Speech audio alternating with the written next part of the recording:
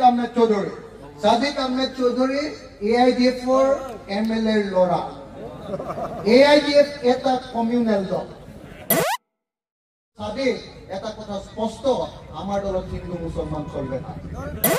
দল জিন্দাবাদ জিন্দাবাদ জিন্দাবাদ রাইজর দল জিন্দাবাদ জিন্দাবাদ জিন্দাবাদ সাদিক আহমেদ চৌধুরী জিন্দাবাদ সাদিক আহমেদ চৌধুরী জিন্দাবাদ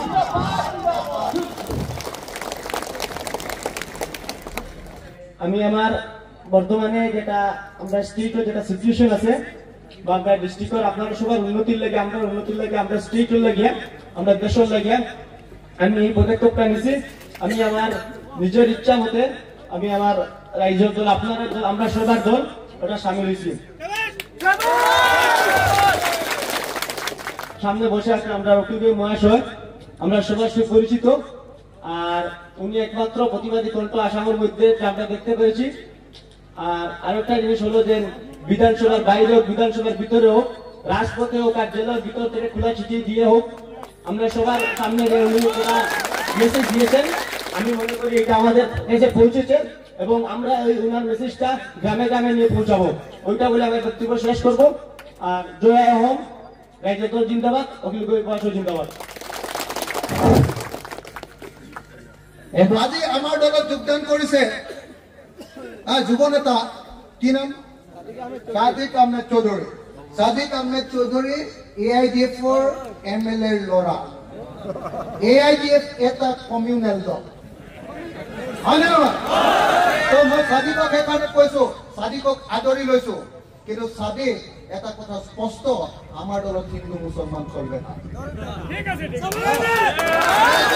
আমার দলে হিন্দু মুসলমান চলবে না আমি হিন্দু মুসলমানের রাজনীতি করবে না আমি একসাথে হিন্দু মুসলমান এক হয়ে আমি দিসপুর কপাতে কবে কি কপুয়াটো কি বুলি কব কাপাইতে লাগবে বাংলা ভাষা নাজানো বাংলা ভাষা ইমান নাজানো না এইটো অলপ অলপ শিকি আছে আপোনালোকৰ পৰা 26ৰ ইলেকশ্যনৰ সময়ত পাৰি যাম যেন লাগিছে বুজিছে না সাদিক আহমেদ চৌধুরী AIDF MLA লড়া AIDF এটা কমিউনাল দল হয় না তো মই সাদিকক সেইকাৰণে কৈছো সাদিকক আদৰি লৈছো কিন্তু সাদিক এটা কথা স্পষ্ট আমার দলত হিন্দু মুসলমান চলবে না আমার দলে হিন্দু মুসলমান চলবে না আমি হিন্দু মুসলমানের রাজনীতি করবে না আমি একসাথে হিন্দু মুসলমান এক হয়ে আমি দিসপুর কপাতে কবে কি কপুয়াটো কি বুলি কব কাপাইতে লাগবে বাংলা ভাষা নাজানো বাংলা ভাষা ইমান নাজানো না এইটো অলপ অলপ শিকি আছে আপোনালোকৰ পৰা 26ৰ ইলেকশ্যনৰ সময়ত পাৰি যাম যেন লাগিছে